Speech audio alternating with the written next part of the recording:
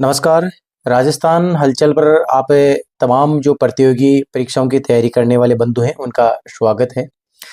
जैसा कि राजस्थान में और केंद्र में जो भी भर्ती परीक्षाएं हैं, उनमें एनसीईआरटी को बेस मान करके जो फैक्ट है या जो भी प्रश्न पूछे जाते हैं, उनके लिए हम इस बुक का रिव्यू कर रहे हैं। और वो बुक है एनसीईआरटी सार संग्रह भारतीय इतिहास, जो मुख्य रूप से नाथ पब्लिकेशन सीकर की ओर से ये जारी की गई है।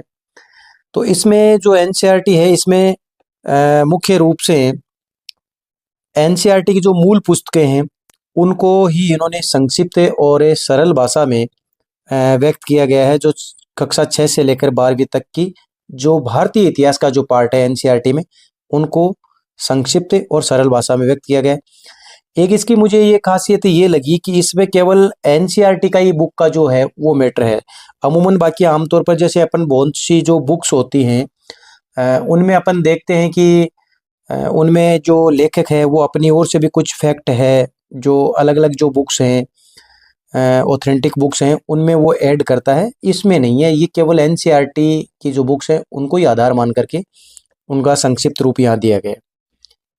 एक मेरी नज़र में इसमें ये थोड़ा मुझे ये ठीक लगा कि इसमें एक ये भी फायदा है कि जैसे भारत में जो विभिन्न भर्ती परीक्षाएं होती हैं, जिनमें एनसीईआरटी को बेस मानकर जो प्रश्न पूछे जाते हैं, उनके लिए बहुत उपयोगी है। वैसे मुख्य रूप से राजस्थान में जो रीट मेंस हैं उनके लिए।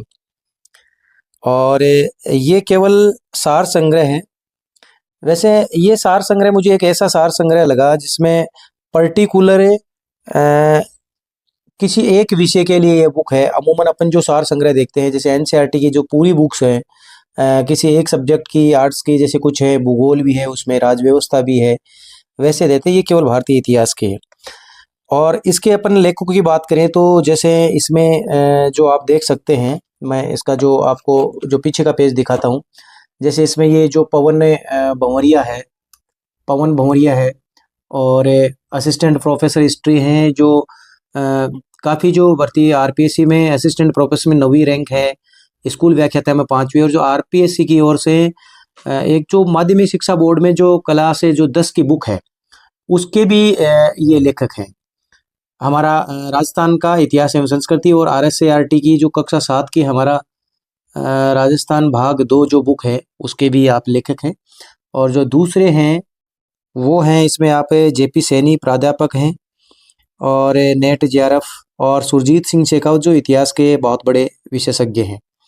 अब आपको ये जो फ्रंट पेज है ये मैं दिखा देता हूँ। नाथ पब्लिकेशन की ओर से आती है एनसीईआरटी का ये सार संग्रह। 6 से 12 तक की एनसीईआरटी की जो पुस्तकें उनकी संक्षिप्त हैं, सार गंभीरता ये है, ये इंडिकेशन है। आपको कोई दिक्कत हो तो ये हेल्पलाइन नंबर है इनके 97। जैसे आप इसमें आते हैं तो जैसे ये 6वीं की जो पुस्तक है उसमें है, आप देख सकते हैं। उसके जो लेटेस्ट हैं वो 10 चैप्टर हैं। प्रारंभिक कथन, आखेट, आरंभिक नगर क्या बताती है हमारी किताबें, राज्य राजा, एक नए प्रश्न, और ये आप गांव शहर व्यापार, ये देख सकते हैं। ये फिर 7वीं का है, 1000 वर्षों के दौरान परिवर्तन की पड़ताल, ये आप देख सकते हैं। इसमें ये 7 है। अंतिम है 18वीं शताब्दी में नए राजनीति गठन। फिर ये 8वीं की जो एनसीईआरटी की जो बुक है उसके हैं, इसमें 8 चैप्टर हैं। प्रारंभिक कथन, कैसे, कब, कहाँ, और राष्ट्रीय आंदोलन संगठन, ये इसका अंतिम है। फिर ये जो 10वीं की है उसमें है। 9th वाली में भारतीय जो इतिहास है वो इसमें नहीं है।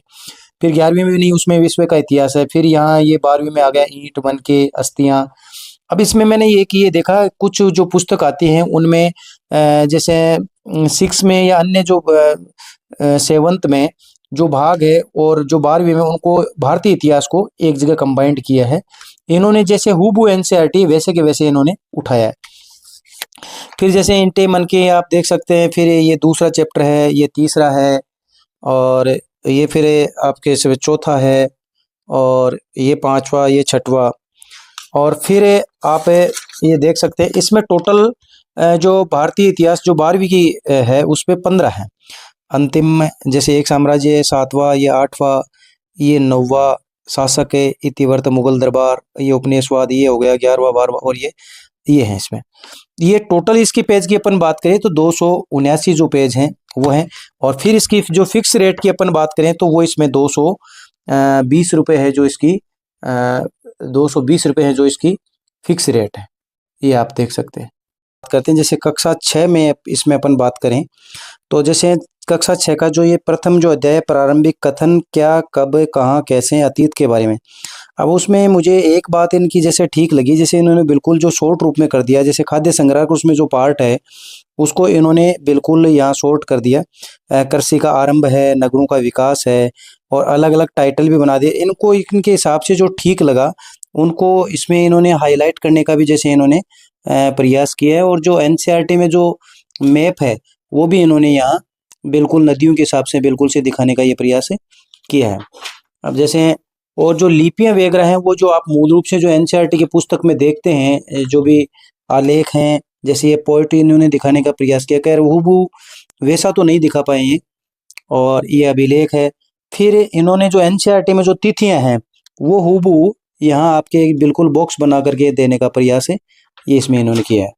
फिर जैसे आप ये दूसरा देख सकते हैं, दूसरा पार्ट इसमें जैसे आखेटे, खाद्य संग्रह, भोजन उत्पादकता के, और फिर उन्होंने एनसीईआरटी में जो चित्र वगैरह हैं वो भी उन्होंने हूबहू वैसे दिखाए हैं, और जो इनको इम्पोर्टेंट लगी वो इन्होंने हाईलाइट भी करने का प्रयास किया है। जैसे आप कह रहे, ये तो आप देखें तो और जैसे पुस्तक में है वैसा ही है। इसकी जो खास बात है वो तो मैं आपको पहले बता ही चुका हूँ कि भाई इसमें जो मूल रूप जीवन है, ये पत्थर के बाट, मन के वगैरह, ये कढ़ाईदार जो फैंस हैं, ये जो टेराकोटा की जो खिलौना गाड़ी है, हड़प्पा की जो मोहर है, वो सब इन्होंने एनसीईआरटी से उठा करके यहाँ ऐड करने का प्रयास किया है। जैसे आप देख सकते हैं कि ये लकड़ी का बनाना जो हल खिलौना है, रोपड़ से जो एक मुद्रांकन मिली वो है, और ये इन्होंने बॉक्स में बना करके ये प्रयास किया है। 8वीं क्लास की अपन बात करें तो जैसे इसका जो पहला है, 1000 वर्षों के दौरान हुए परिवर्तनों की पड़ताल, ये आप देख सकते हैं। जैसे इन्होंने ये जो नई और पुरानी शब्दावली है वो भी दे दी, और जो पुस्तक हैं और इतिहासकार उनके स्रोत और जो पुस्तक है वो इन्होंने दे दिया। एक मुझे इनकी ये ठीक लगी, जैसे फ़ॉन्ट की जो साइज़ है वो एकदम बिल्कुल ये पढ़ने में आराम से आ सकती है। बीच में इन्होंने थोड़े फ़ॉन्ट में गैप भी दिया, इतना ज़्यादा भी गैप इन्होंने नहीं दिया है, और देखो एकदम बिल्कुल खुलापन सा जो स्पेस है इसमें है, आराम से आप पढ़ सकते हैं। और जिनके जो डायग्राम हैं, जो चित्र हैं, वो जो एनसीईआरटी में है वो हूबहू इन्होंने दिए हैं। एक इनकी जो बॉक्स वाली जो मुझे ये ठीक लगी, यहाँ इन्होंने दे रखा है। अमूमन आजकल की जो परीक्षाएं हैं बच्चे इनको देखते नहीं, यहाँ से भी अमूमन अन्य महत्वपूर्ण जो तथ्य है वहाँ से पूछ लिया करते हैं। ये आप देख सकते हैं, इनके फ़ॉन्ट रोलेक्ट एक्ट है। आप देख सकते हैं कि जो जितना एक्स्ट्रा जो तथ्य इन्होंने अपनी ओर से ऐड करने का कोई प्रयास नहीं किया है। एक जैसे मुझे ये इनका ये थोड़ा ठीक लगा, जो महत्वपूर्ण तिथियां वगैरह हैं इनको बिल्कुल एक फॉर्मेट में क्रमबद्ध रूप से इन्होंने डेट के हिसाब से यहाँ कर दिया। तो कई बार जो आगे पीछे जो क्रम वाले जो प्रश्न आ जाते हैं उनके लिए ठीक लगा। ये जैसे 12वीं की एनसीईआरटी है, ये यहाँ से चालू हो गई।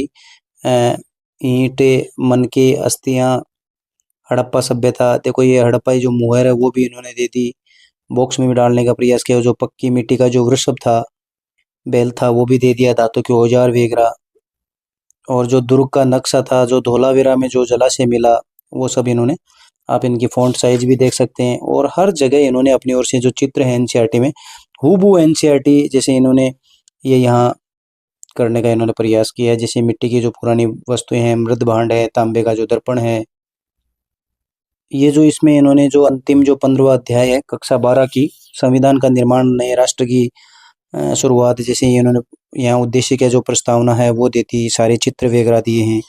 प्रारूप समिति के जो 7 सदस्य हैं वो भी इन्होंने यहाँ बिल्कुल पूरे लिखे हैं। ये आप देख सकते हैं अंतरिम सरकार का। कम समय में केवल एनसीईआरटी को पढ़ना चाहते हैं, जो केवल एनसीईआरटी के तो खैर अपन नहीं कर सकते मूल किताब की तो, पर जो कम समय है और जो एनसीईआरटी जिन्होंने पहले पढ़ ली उनके लिए किताब बिल्कुल मेरी नज़र में ठीक हो सकती है। आगे भी आप इसे पूरा देखें और बताएं कि कौन से सब्जेक्ट की जो बुक्स हैं उनका आगे बुक रिव्यू किया जाए, और आप इसे पूरा सुने, कमेंट बॉक्स में अपना फीडबैक भी दें, और ये भी बताएं कि इसमें आगामी टाइम और क्या सुधार कर सकें। पुनः आप सभी का धन्यवाद।